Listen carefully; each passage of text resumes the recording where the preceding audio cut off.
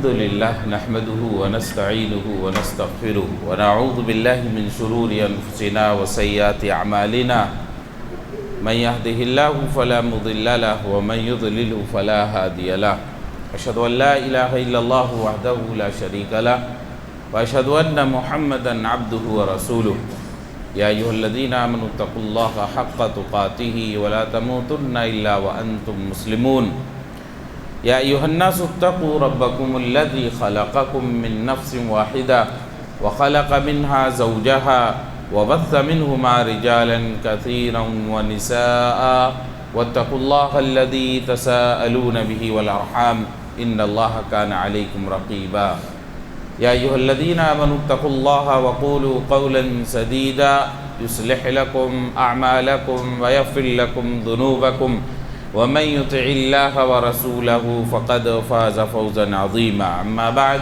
فإن خير الحديث كتاب الله وخير الهدي هدي محمد صلى الله عليه وسلم وشر الأمور محدثاتها وكل محدثة بدعة وكل بدعة ضلالة وكل ضلالة في النار. عن أبي هريرة رضي الله عنه أنه سمع رسول الله صلى الله عليه وسلم يقول إنما مثلي ومثل الناس كمثل رجل استوقد نارا فلما أضاءت ما حوله جعل الفراش وهذه الدواب والتي تقع في النار يقعن فيها فجعل ينزعهن ويغلبن فيقتحمن فيها فأنا آخذ بحجزكم عن النار وأنتم تقتحمون فيها. اللہ کے رسول صلی اللہ علیہ وسلم کی حدیث ہے. راوی حدیث ابو ہریرہ رضی اللہ عنہ ہے.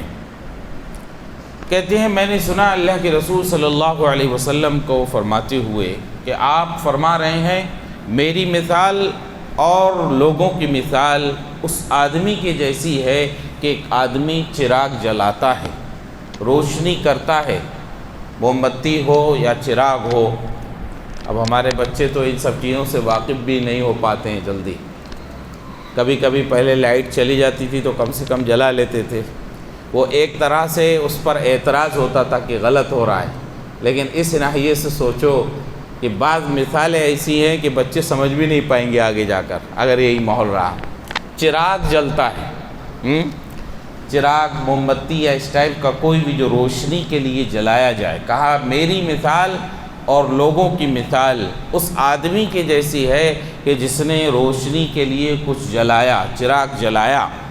فلما اضاءت ما حوله، جب اس روشنی سے ارد گرد اس چراغ سے روشنی پھیلی تو اب جو پتنگے تھے، جو اللہ کی چھوٹی سی مخلوق یہ پتنگے جو اڑ اڑ کر پہنچتے ہیں، وہ آدمی ان کو اس میں سے بھگاتا ہے، نکال رہا ہے، لیکن وہ اتنی بڑی تعداد میں آ جاتے ہیں کہ وہ غالب آ جاتے ہیں اس کے بھگانے پر. آج بھی اگر بارش کا جب موسم ہو تو یہ روشنی پر بھی آ جاتے ہیں چھوٹے موٹے کیڑے مکوڑے پتنگے. اللہ کے رسول نے کہا کہ یہ روشنی جلی اور وہ جلانے والا آدمی، روشنی کو جگہ لگانے والا، وہ ان کو چاہتا ہے کہ بھاگے نہ آئیں، لیکن وہ اتنی بڑی تعداد میں آ جاتے ہیں کہ وہ آدمی فیل ہو جاتا ہے اور یہ گر کر اپنے آپ کو ہلاک کر لیتے ہیں.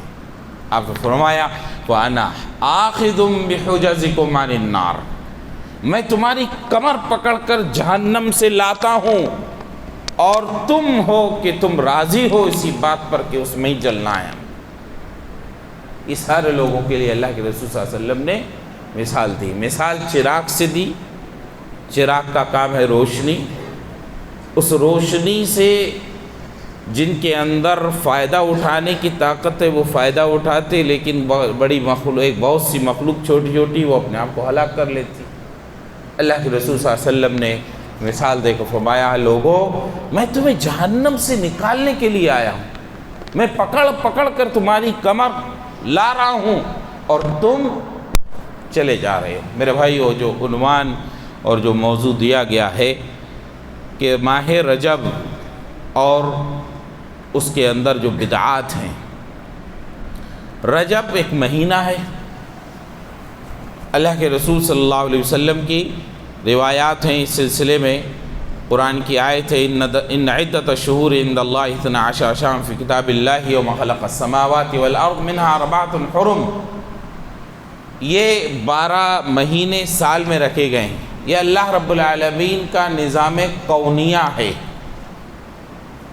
نظام کونیہ ایک سسٹم اللہ نے جو دنیا کے لیے بنایا ہے۔ سورج نکلتا ہے، اس کے بعد غروب ہوتا ہے، چاند آیا، آسمان سے پانی برستا ہے، یہ ساری اس طرح کی جو چیزیں ہوتی ہیں یہ نظام کونیہ کے تحت ہوتی ہیں۔ ایک نظام ہے اللہ کا، اس سے کافر مومن سبھی فائدہ اٹھاتے ہیں۔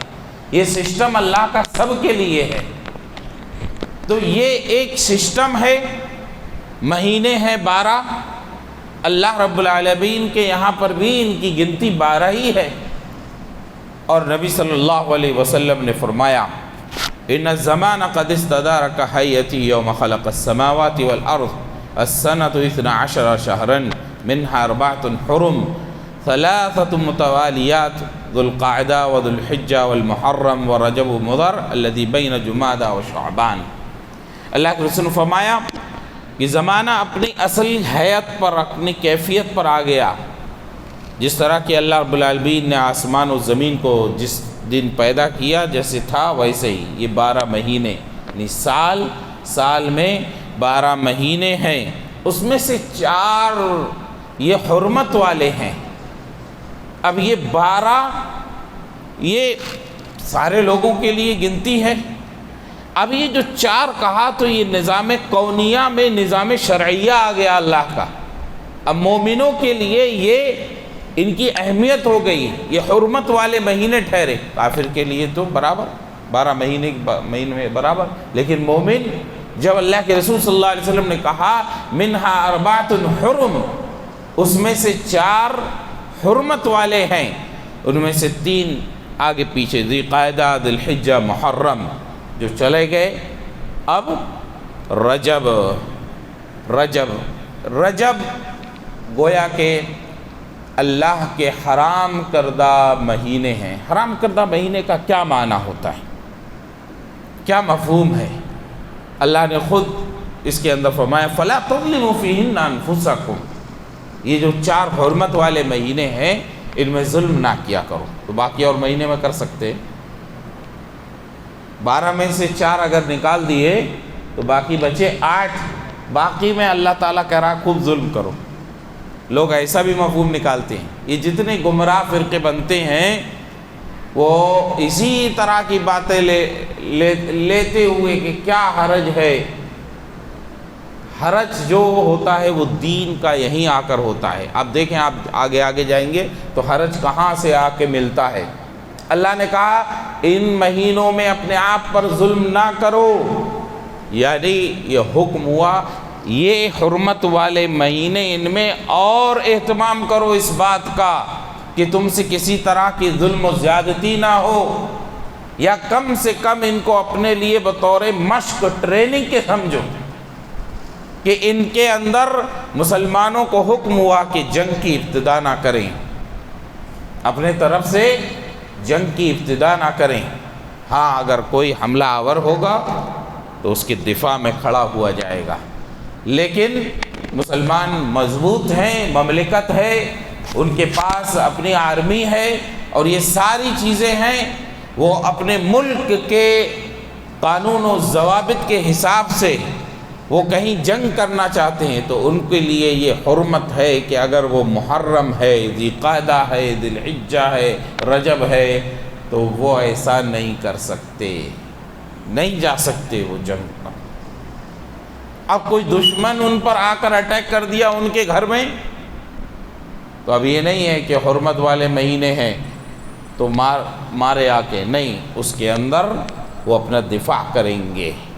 یہ ہے حرمت کا معنی، مہینوں کی حرمت کا معنی۔ مسلمانوں اور مسلمانوں کی طاقت و قوت اور حکومت، خلافت، اس سے اس کا تعلق ہے۔ عام لوگوں کے لیے یہ کیسا فٹ ہوتا ہے کہ عام لوگوں کے لیے یہ کہ کوئی اگر پڑوسی ہے یا کوئی اس طرح کا ہے بہت ظلم و زیادتی وہ آپ کے ساتھ کرتا ہے، اس کے بعد آپ کو کچھ ایسا ماحول ملا کہ آپ اس کے خلاف کارروائی کرنا چاہتے ہیں اور وہ دیکھیں محرم کا مہینہ ہے تو رک جائیے، کم سے کم اس کا احترام کریے، ورنہ مسلمان صبر کرے، صبر کا بدلہ ہمیشہ اچھا ہی آتا ہے۔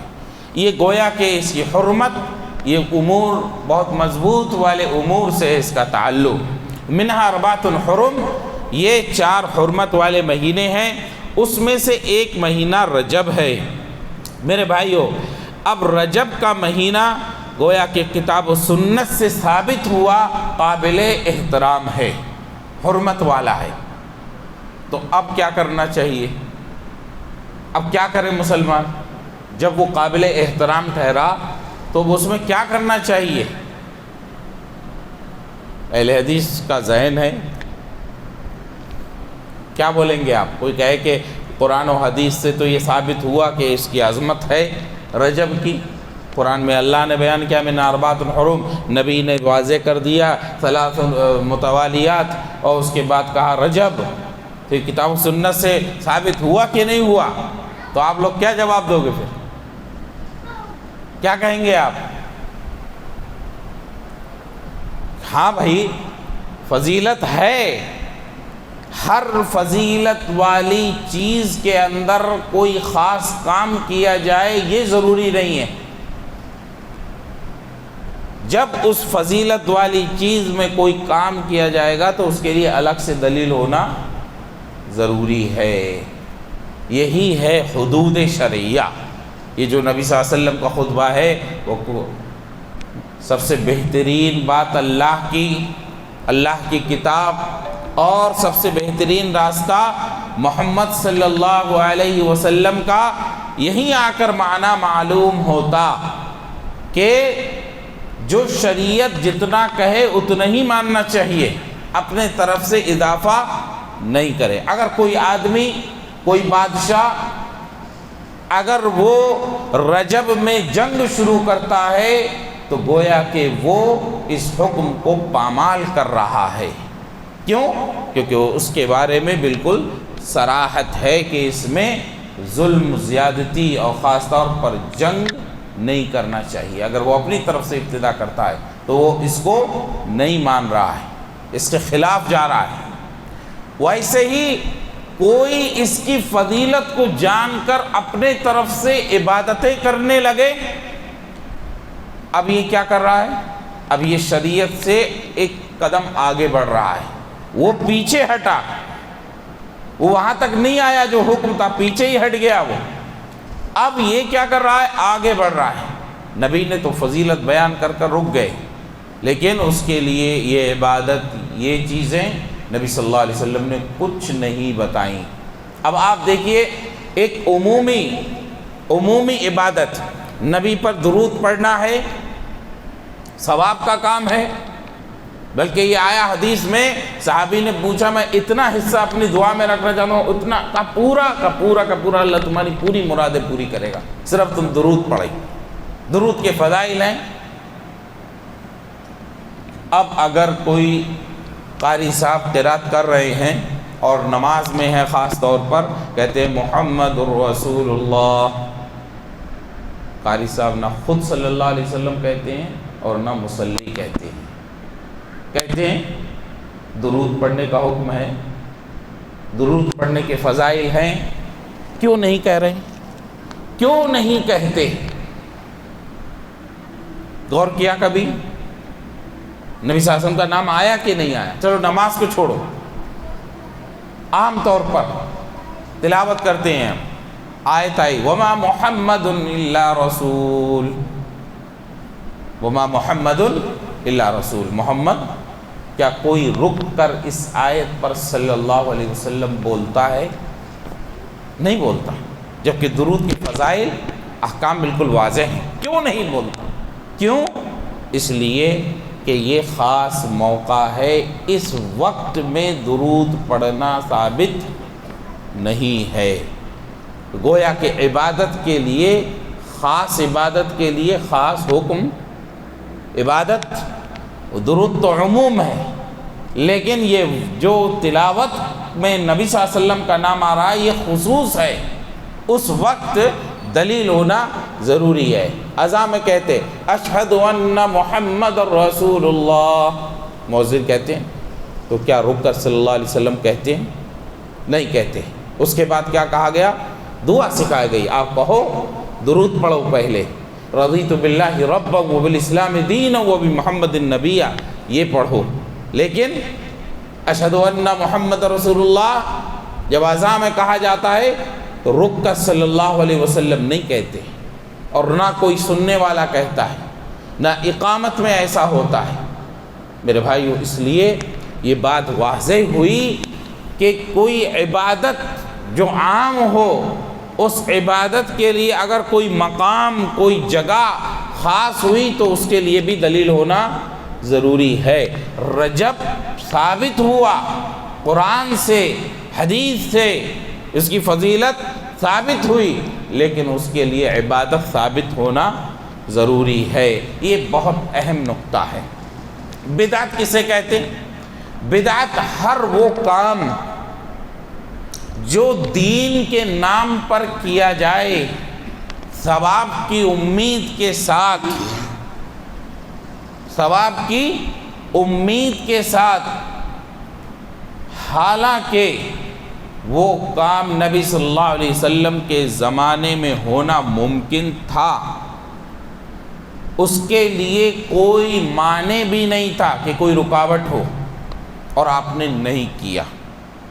بدعت ہر وہ کام دین کا جو نبی صلی اللہ علیہ وسلم کر سکتے تھے، ان کے لیے کوئی رکاوٹ نہیں تھی ثواب کے ساتھ، لیکن نبی صلی اللہ علیہ وسلم نے اس کو نہیں کیا ہے، تو قیامت تک کے لیے وہ دین نہیں ہو سکتا، وہ کیا ہوگی؟ بدعت ہوگی۔ میں تفصیل کے ساتھ آپ کو بدعت کی تعریف کا بول رہا ہوں، اس لیے، ورنہ بدعت کا ہر وہ عمل جو دین سے ٹکرائے، جو دین سے ثابت نہ ہو۔ لیکن میں آپ کو، کیونکہ لوگ الجھاتے ہیں کہ آپ کی ٹوپی بھی نہیں تھی اس زمانے میں تو آپ لگا رہے ہیں بدعت، اگر واللہ کوئی اس ٹوپی کو یہ اس کے فضائل بیان کر کے کہے یہ ٹوپی لگاؤ 10 نیکیاں 50 نیکیاں، اس کے بدعت ہونے میں کوئی شبہ نہیں ہوگا۔ یہی ہے یہ کہ نبی صلی اللہ علیہ وسلم کے زمانے میں ممکن تھا۔ لوگ کہتے ہیں، سنتوں میں بہت سارے لوگ ذکر کرتے کہ کھاتے وقت سر کو ڈھانپ کے رکھو، خاص طور پر ٹوپی کا تصور۔ نبی صلی اللہ علیہ وسلم کا زمانہ ہے، آپ کے پاس صحابہ موجود ہیں، آپ لوگوں کو کھانے کا طور طریقہ بتا رہے ہیں، چھوٹا بچہ گود میں ہے، اس کا ہاتھ رکابی میں ادھر ادھر جا رہا ہے، آپ نے کہا بیٹے ہاتھ کو سامنے رکھو، بسم اللہ سے شروع کرو، دائیں ہاتھ سے کھاؤ، اپنے سامنے سے کھاؤ۔ آپ نے یہ ذکر نہیں کیا کہ اپنے سر کو ڈھانپ کر کھاؤ۔ لوگ کہ سنت، اس کو احناف کے یہاں پر باقاعدہ بچوں کو سنتیں، آداب، پانی پینے کھانے کے آداب میں یہ چیز ہم نے پڑھی ہے، دیکھا ہے کہ اس کو سنت کے بطور، اور اگر یہ سمجھتے ہیں کہ نبی صلی اللہ علیہ وسلم ہمیشہ سر ڈھانپ کے ہی رہتے تھے، آپ کا سر ہمیشہ چھپا رہتا تھا، پگڑی کا دور تھا، لوگ اپنے سروں کو مختلف وجوہات کی بنا پر اس کو بند رکھتے تھے۔ اس کے پیچھے بہت سارے مقاصد ہو سکتے ہیں۔ پگڑی اگر ہے کوئی سنت سمجھ کر لگاتا ہے، ٹھیک ہے، لگائے، لیکن اس کو اس طرح سے کھانے کی سنتوں میں، بیت الخلاء کے جانے کی سنتوں میں شمار کرنا، اس کے لیے ثبوت ہونا چاہیے۔ جب ثبوت نہیں، وہ کہیں گے نبی صلی اللہ علیہ وسلم ہمیشہ اپنا سر ڈھانپ کے رکھتے تھے، اس لیے ہم نے سنتوں میں ذکر کر دیا۔ تو نبی صلی اللہ علیہ وسلم کی کئی ایک حدیثیں آئی ہیں کہ آپ صحابہ سے گھر میں بات کرتے ہوئے آپ نے یہاں تک تہمت اٹھائے رکھا ہے۔ تو یہ سر کا ڈھانپنا آپ کا گھر میں نہیں ہوتا تھا، جب گھر سے باہر نکلتے تھے تب ہوتا تھا۔ اور کھانا پینا کہاں ہوتا ہے؟ میں مقابل کے طور پر بتا رہا ہوں کہ جب اس کو سنت سے جوڑا جائے تو اسی لیے بدعت ہر وہ عمل جو دین کے طور پر ثواب کی نیت سے کیا جائے، اس کی دلیل نبی صلی اللہ علیہ وسلم سے ثابت نہ ہو، باوجود یہ ہے کہ وہ نبی صلی اللہ علیہ وسلم کے زمانے میں ہونا ممکن تھا، کوئی چیز اس کے لیے مانع نہیں تھی۔ اب کوئی کہے ہوائی جہاز پہ چلنا پھر بدعت، ہوائی جہاز تو زمانے میں تھوڑی تھا، اگر ہوتا تو ہمارے نبی اور اللہ ضرور صحابہ اکرام سفر کیے ہوتے۔ جب اس زمانے میں وہ چیز تھی نہیں، ممکن نہیں تھی، تو اس کے بارے میں کیا کہنا تمہارے؟ آپ کا برانڈڈ چپل، آپ کا چشمہ برانڈڈ، یہ بدعت۔ اگر کوئی چشمے کو اس لحاظ سے پہنتا ہے کہ یہ دین ہے، اس کے پہننے میں اللہ تعالیٰ ثواب دے گا، جنت میں داخل کرے گا، تو آپ بولیے کہ اس کے بارے میں کیا کہا جائے گا؟ پھر بدعت کہا جائے گا۔ لیکن یہ آدمی اپنی ضرورت کے تحت پہنتا ہے، علاج کے طور پر پہنتا ہے۔ نبی نے علاج کے لیے کہا کہ علاج کرو، دوا کرو۔ میرے بھائیو، اس لیے ہم کو اس طرح کی چیزوں میں الجھایا جاتا ہے۔ بدعت کو ہم کو جاننا چاہیے، بدعت ہوتی کیا ہے۔ رجب کے مہینے میں بہت ساری بدعات کو ایجاد کیا۔ مسلمانوں کے درمیان میں بدعات، اور خاص طور پر ہندوستان اور اس کے یہ قارہ ہندیہ، اس کے ان علاقوں میں بدعات بہت جلدی عروج پکڑتی ہے۔ ان بدعات میں سے صلاۃ الرغائب نام کی ایک نماز ہے۔ ایک مخصوص طور پر اس نماز کو پڑھا جاتا ہے، مغرب کے بعد فلاں تاریخ میں اتنی سورتیں، اتنی دفعہ یہ سورہ، اتنی دفعہ یہ دعا، اس کو مخصوص انداز میں بیان کیا جاتا ہے۔ رجب کی فلاں تاریخ میں یہ نماز پڑھی جائے۔ تو اب ظاہر سی بات ہے کہ جب کہا گیا کہ جب کوئی کام دین سمجھ کر کیا جائے تو اس کے لیے دلیل ہونا ضروری ہے۔ کوئی بھی اہل حدیث اسی بات کو دہراتا ہے کہ بھائی اگر نماز ہے، اچھی چیز ہے نماز پڑھنا، لیکن جس تاریخ اور جس دن اور جس انداز میں آپ بول رہے ہیں اس کے لیے آپ دلیل دو۔ ایسے ہی روزے کا معاملہ ہے۔ اس کے رجب کے اندر ایک مخصوص طور پر روزہ رکھا جاتا ہے۔ رجب کے روزے کا نام کوئی مریم کا روزہ، معراج کی رات میں بھی کچھ لوگ روزہ رکھنے کا اہتمام کرتے ہیں، دوسرے دن معراج کی رات کو 27 کی رات اس کو مانتے۔ حالانکہ معراج کے مہینے میں اختلاف ہے، کوئی ربیع الاول کا مہینہ ہے، کوئی کہتا ہے اور مہینوں کو شمار کیا ہے، کسی نے شوال کہا ہے، کسی نے کچھ اور کہا ہے۔ پہلے مہینہ متعین نہیں، دوسرا اس کی تاریخ متعین نہیں۔ اب اس کو شب معراج کو 27 رجب کو مان کر جلسے ہوتے ہیں، لوگ وہی کہتے ہیں کہ کیا ہوا اس نام پر لوگوں کو اکٹھا کر لیا جائے۔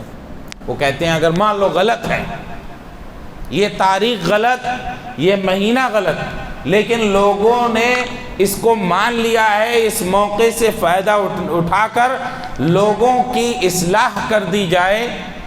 بہت سی برائیاں معاشرے میں پھیلی ہوئی ہیں، اس دن لوگ بڑے اچھے انداز میں اپنا مزاج بنا کر، دینی مزاج بنا کر لوگ آتے ہیں، کیوں نہ اس موقع سے فائدہ اٹھا کر لوگوں کے دلوں میں اللہ اس کے رسول کی بات اتار دی جائے۔ یہ کہتے ہیں نا لوگ۔ اب بتاؤ، اہل حدیث اس کے خلاف جاتے ہیں، بیکاری میں لڑتے ہیں۔ اہل حدیث کیوں لڑتے ہیں؟ اسی لیے لڑتے ہیں کہ یہ دین محمد سے بغاوت ہے۔ کیوں؟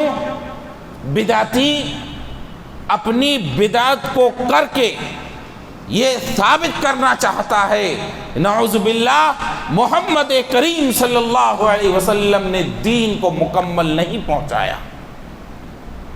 بدعتی اپنا عمل کر کے یہ بتانا چاہتا ہے کہ جو محمد نہ بتا سکے وہ میں بتا رہا ہوں۔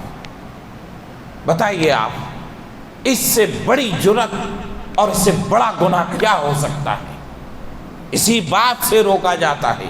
اہل حدیث محمد کریم صلی اللہ علیہ وسلم کے لائے ہوئے دین کے لیے یہ سارا کام کرتے ہیں، ان کو کوئی اپنا مقصد نہیں ہے اس کے پیچھے کچھ اور۔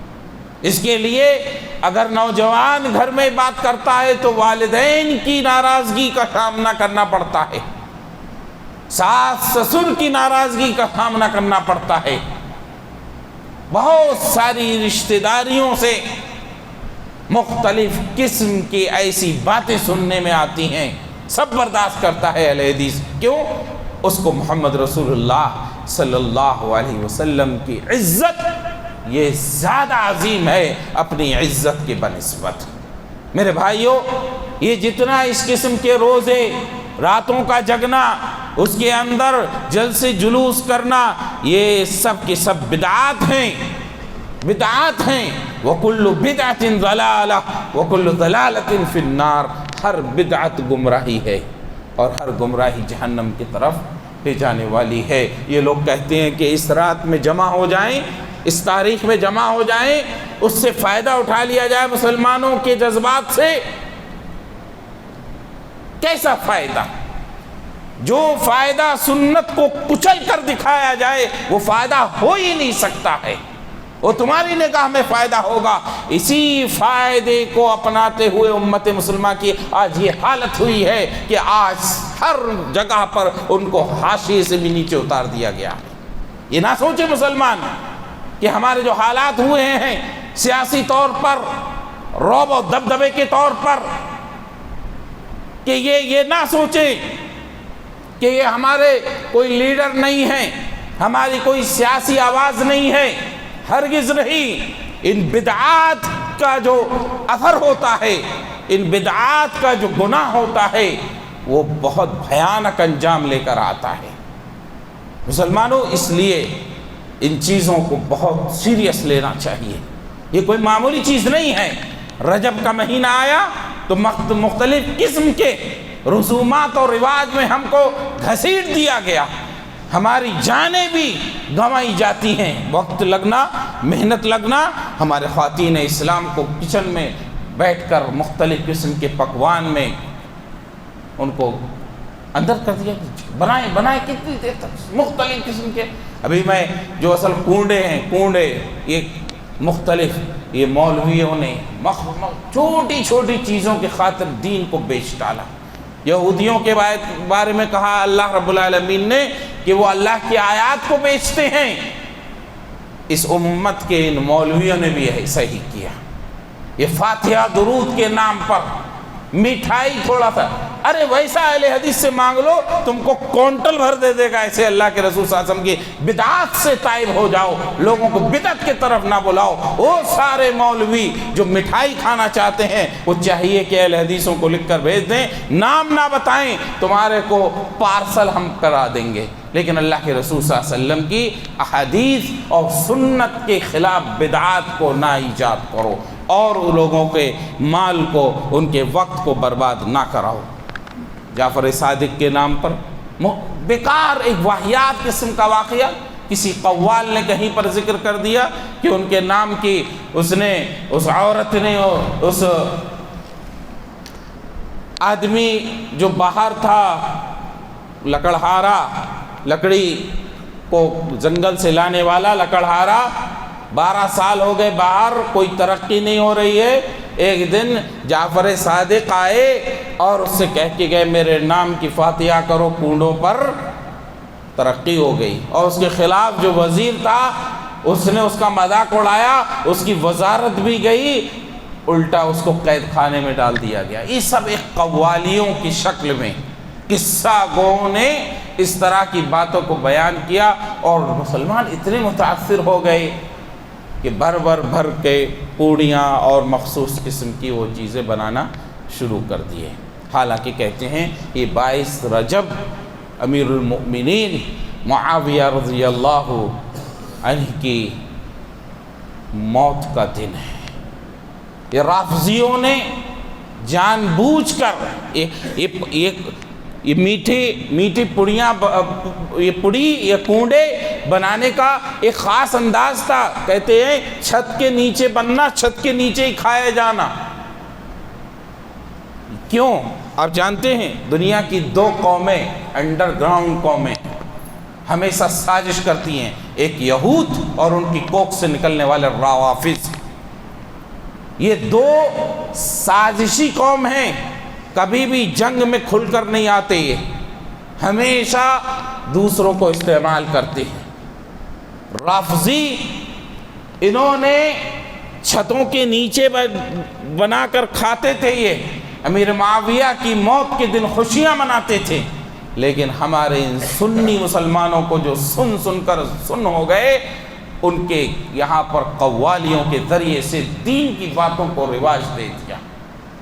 اب وہ چھت کے نیچے نہیں، روڈ پر کھلے عام بکنے لگا اور کھائے جانے لگا، تماشا بنا کر رکھ دیا۔ میرے بھائیو، آج بھی یہی قوم جہاں بھی مسلمانوں کے حالات مشکل ترین ہیں، اس قوم کا بڑا کردار ہے مسلمانوں کو پریشان کرنے میں۔ یہ قوم عقائد کے طور پر اس نے مسلمانوں کو جہالت سے مسلمانوں کی فائدہ اٹھایا اور ان کے درمیان میں اس قسم کی بہت سی بدعات کو رواج دیا اور مسلمانوں کو کھانے پینے میں مست کر دیا۔ اب ان کو یہ بھی پتہ نہیں رہا کہ کیا سے کیا دین کیا بن گیا۔ محرم دیکھ لیں کیا کیے، اب رجب، یہ سارے اس کے پیچھے آپ دیکھیں گے ان روافض کی بہت بڑی سازش رہی ہے۔ میر جعفر صادق ہوں یا شب معراج ہو، جتنی بھی چیزیں ہیں میرے بھائیو، یہ ضرور ثواب کی نیت سے کیے جاتے ہیں۔ جب ثواب کی نیت سے کیے جاتے ہیں، ان کے لیے لازم ہے کہ کرنے والے لوگ اس کے لیے دلیل لائیں، ورنہ من احدث فی امرنا ھذا ما لیس منہ فہو رد۔ نبی صلی اللہ علیہ وسلم نے کھلے طور پر فرمایا کہ جو میرے دین میں ایسی باتیں لے کر آئے جس کا حکم میں نے نہیں دیا ہے، وہ رد ہے، مردود ہے، قابل قبول نہیں ہے۔ اللہ کے رسول صلی اللہ علیہ وسلم نے اور ایک بات کہی، من حدث بحدیث یرا انہ کذب فہو احد الکاذبین۔ جو کوئی ایسی حدیث بیان کرے جو حدیث ضعیف ہے، جھوٹی ہے، تو وہ حدیث بھی جھوٹی، بیان کرنے والا بھی جھوٹا۔ میرے بھائیو، اس سب بدعات کے لیے کچھ بیکار قسم کی روایات کا سہارا لے کر، جس کو کئی اہل علم نے کہا یہ باطل ہیں، موضوع ہیں، ان ساری روایات کو رد کیا، لیکن اس کے باوجود بھی اس کو لاتے ہیں اور بیان کرنے والا جانتا ہے یہ جھوٹی ہے۔ آپ صلی اللہ علیہ وسلم فرمایا یہ بھی جھوٹا ہے۔ اسی لیے ان محفلوں میں آنے والے لوگ، ان محفلوں میں شامل ہونے والے لوگ، ان کی جہالت کی انتہا یہ ہوتی ہے کہ سامنے بیٹھا ہوا مقرر نبی کی حدیث کا مذاق اڑاتا ہے اور وہ سبحان اللہ سبحان اللہ سبحان اللہ کرے جاتے ہیں۔ ایسا ہے کہ نہیں؟ نبی صلی اللہ علیہ وسلم نے حدیث ہے، امام البانی نے ثابت کیا کہ نماز میں بیٹھ کر انگلی کی طرف دیکھو، انگلی کو حرکت دو، انگلی سے اشارہ کرو، اور ایک مقرر بیٹھ کر نبی کی اس حدیث کی مذاق اڑاتا ہے اور لوگ سبحان اللہ الحمدللہ، پتہ نہیں کیا کیا۔ یعنی افسوس مسلمانوں، وہ تمہیں نبی کی حدیث کا مذاق بنا رہا ہے اور تم اس پر اس کی واہواہی کر رہے، اور اس طرح کے کتنے اس قسم کے واقعات اور قصے ہیں۔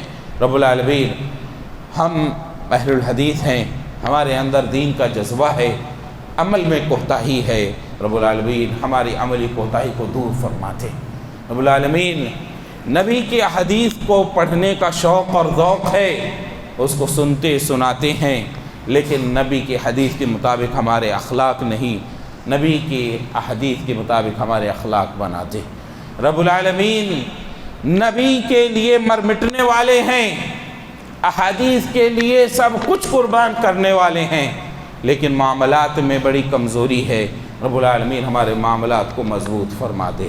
رب العالمین ہمارے گھروں میں دینی اصلاح فرما، اس کے لیے ہمیں خود کوشش کرنے کی توفیق عطا فرما۔